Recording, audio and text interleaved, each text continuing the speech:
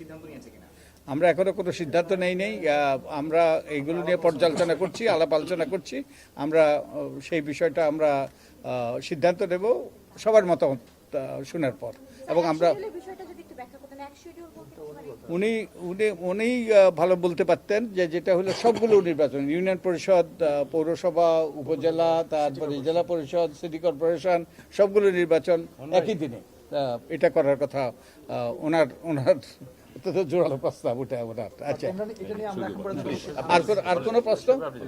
আচ্ছা, না না না, মূল কথা হচ্ছে এখানে তো সবাই মন্তব্য করেছে, মতামত দিয়েছে, কিন্তু মোটা দাগে মতামত এসেছে যে এই যে নতুন আবার যে নির্বাচন কমিশন গঠন হলো সেটি কিন্তু পুরনো আইনে, পুরনো ফরম্যাটে, অর্থাৎ সেই সাবেক একজন সেনা কর্মকর্তা, সাবেক আমলা, এসবের পরিবর্তন করে কিভাবে করে আসলে অনেকেই যোগ্য মানুষ আছেন তাদের মধ্যে থেকে সেটাকে জোরালো প্রস্তাব ওনার। আচ্ছা, আর কোনো প্রশ্ন? আচ্ছা, না না না, মূল কথা হচ্ছে এখানে তো সবাই মন্তব্য করেছে, মতামত দিয়েছে, কিন্তু মোটা দাগে মতামত এসেছে যে এই যে নতুন আবার যে নির্বাচন কমিশন গঠন হলো সেটি কিন্তু পুরনো আইনে, পুরনো ফরম্যাটে, অর্থাৎ সেই সাবেক একজন সেনা কর্মকর্তা, সাবেক আমলা, এসবের পরিবর্তন করে কিভাবে করে আসলে অনেকেই যোগ্য মানুষ আছেন তাদের মধ্যে থেকে সেটাকে ওনাদেরকে নেয়া। একই রকমভাবে যে বাংলাদেশে আর কখনোই যেন বিনা প্রতিদ্বন্দ্বিতায় কোনো মানুষ কোনো পর্যায়ে, সেটা এমপি ইলেকশন হোক অথবা স্থানীয় নির্বাচন হোক, কোথাও যেন নির্বাচিত হতে না পারে, এবং যারা নির্বাচনের কারচুপির সাথে জড়িত শুধুমাত্র রিটার্নিং অফিসার থেকে নয়, শুধু সরকারের প্রধান বা সরকারের অন্যান্য পর্যায় থেকে নয়, এখন নির্বাচন কমিশনে যারা দায়িত্ব পালন করবেন তাদেরকেও শাস্তির আওতায় আনতে হবে। এবং যারা এই তিনটি নির্বাচন, বিশেষ করে 2014, 18 এবং 24 সালে করেছে, এই তিনটি নির্বাচনের সাথে যারা সংশ্লিষ্ট, এই কারচুপি, অনিয়ম এবং ভুয়া নির্বাচনের সাথে, তাদেরকে শাস্তির আওতায় আনতে হবে, শুধু পদত্যাগ করে গেলেই চলবে না।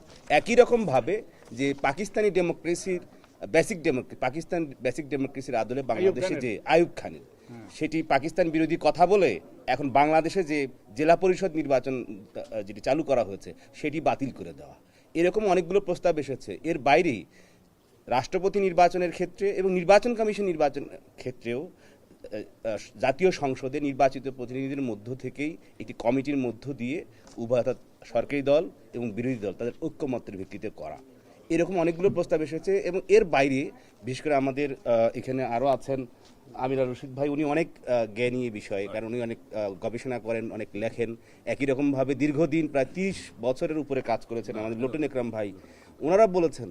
কিন্তু এই কথাগুলো আর একটু যদি ওনারা বলেন তাহলে অনেকের মতামত আমি একা না বলে ওনারা একটু বললে হয়তো বা সমৃদ্ধ হবে আলোচনাটা।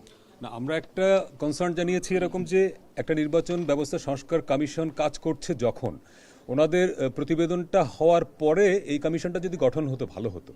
কারণ এই কাজটার মধ্যে ওনারা কি প্রস্তাব দিবেন, কি সুপারিশ দিবেন, তার উপরে নিশ্চয়ই নির্বাচনী যে আইনটি আছে, কমিশন আইন 2022 সালের, সেই আইনটি যখন হয় তখনই আমরা কিন্তু একটা কনসার্ন জানিয়েছিলাম যেটা ত্রুটিপূর্ণ আইন। কেননা যেই কোনো কিভাবে কারা নির্বাচিত হবেন, কারা কমিশনার হবেন, এবং একটা একই ফরম্যাট, একই ধরনের কোটা, মানে একজন সাবেক আর্মি, 3 জন সাবেক সচিব, একজন নারী, ফলে এর বাইরেও অনেক যোগ্য মানুষ আছেন। ফলে আমরা যেটা মনে করি যে রাষ্ট্রপতি তার বিবেচনায় যে 5 জনকে যোগ্য মনে করেছেন তাদেরকে নিয়োগ দিয়েছেন। এখানে একটা সিস্টেম করা উচিত যে ইন্টারভিউ কেন হলো না, যদি 20 জন ব্যক্তির নাম আসতো, এখান থেকে ইন্টারভিউ হতো, আমরা গণমাধ্যমে তাদের ব্যাপারে রিপোর্ট করতাম, ওনাদের ট্র্যাক রেকর্ড খুঁজতাম। যিনি আজকে সচিব ছিলেন, তিনি যখন সচিব ছিলেন কোন মন্ত্রণালয় ছিলেন, ডিসি ছিলেন, সেখানে তার পারফরমেন্স কী ছিল। অর্থাৎ যাদের হাতে পুরো বাংলাদেশের ভবিষ্যৎ নির্ভর করছে, একটা ভালো নির্বাচন কন্ডাক্ট করবেন, সেই মানুষগুলো কারা, আমরা কাউকে চিনলাম না, জানলাম না, তাদের সম্পর্কে ডিটেল জানলাম না, তাদেরকে রাষ্ট্রপতি নিয়োগ দিয়ে দিলেন। ফলে আমরা যেটা দাবি জানিয়েছিলাম যে এই কমিশন যারা কাজ করছেন এই পুরো ব্যবস্থাটা নিয়ে, ওনারা যেটা স্পেসিফিক এই আইনটি, অর্থাৎ নির্বাচন কমিশনার নিয়োগ আইন, এটি হালনাগাদ করা দরকার, আধুনিক করা দরকার। তারপরে যদি কমিশনারদেরকে নিয়োগ দেওয়া হতো, কমিশন গঠন করা হতো, ভালো হতো, এটি আমরা বলেছি আর কি।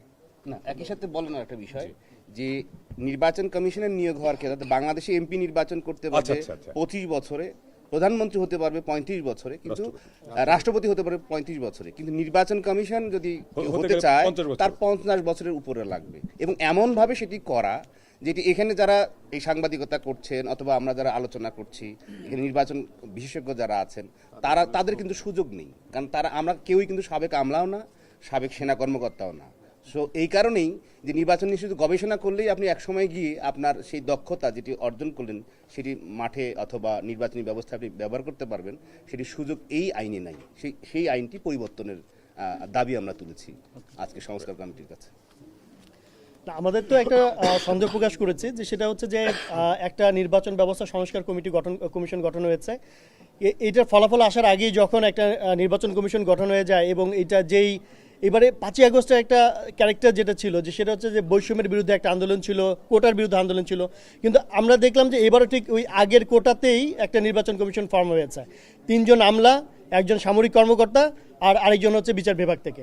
এই হচ্ছে যে একটা মানে আর একজন তো নারী প্রতিবার থেকে এবারও আছে, মানে একই প্যাটার্নে এবার হয়েছে। তো আমাদের যেটা প্রস্তাব যে সেটা হচ্ছে যে আপনারা যে প্রস্তাবগুলো দিবেন সরকারের কাছে, অন্তর্বর্তী সরকারের কাছে, এইটা গণমাধ্যমকে একই সঙ্গে আপনারা দিবেন যাতে আমরা প্রকাশ করতে পারি যে কি কি সুপারিশ এসেছে এবং কোন কোন সুপারিশ বাস্তবায়ন করা হলো, এবং যৌক্তিক থাকার পরেও শুধুমাত্র রাজনৈতিক দৃষ্টিভঙ্গি থেকে কোন কোন প্রস্তাবগুলোকে খারিজ করে দেওয়া হয়েছে। এটা বিচারের বিষয়টা তো আসছেই।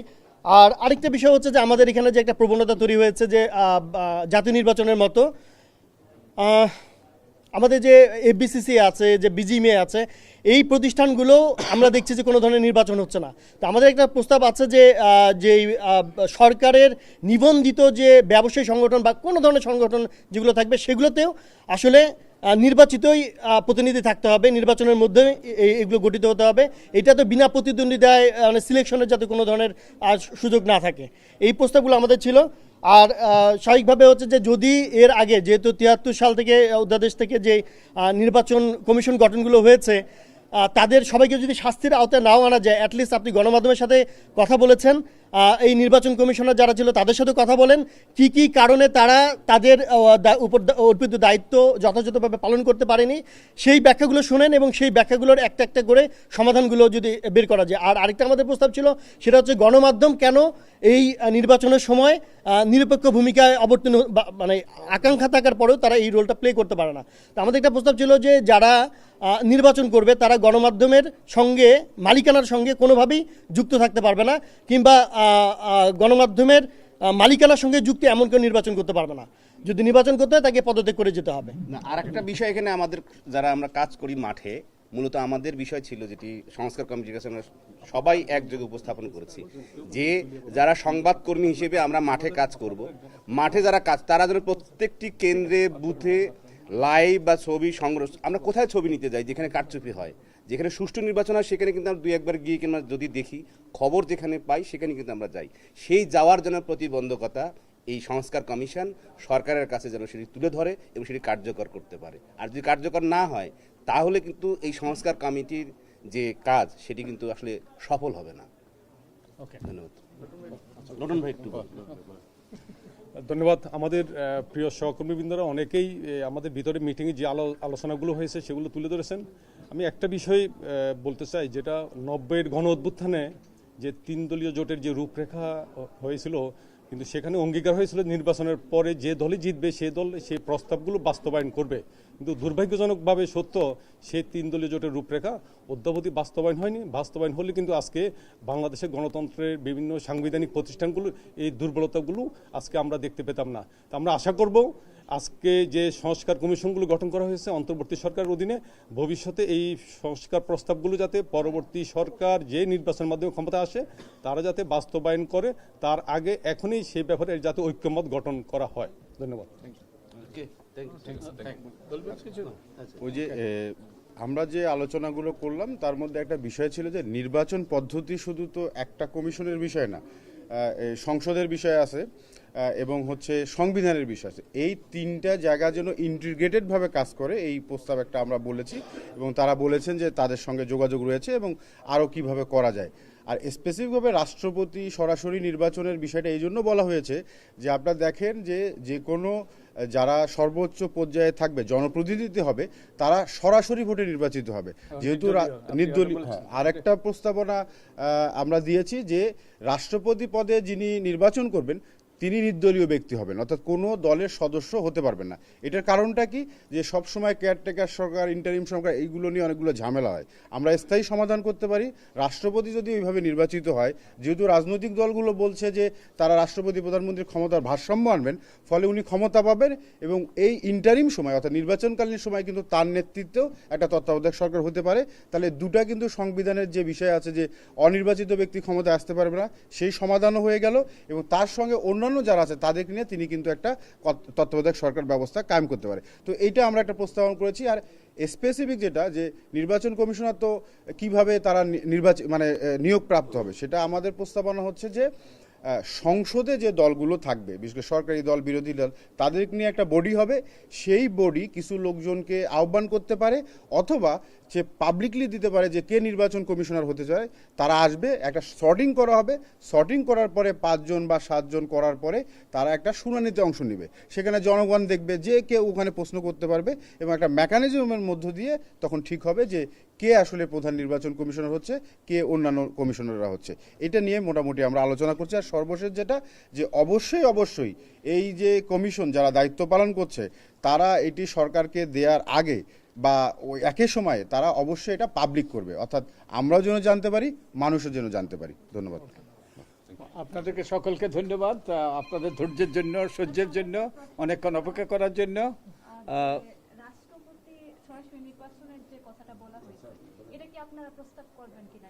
আমরা এগুলো বিবেচনায় নেব। আমাদের এখনো সিদ্ধান্ত হয়নি।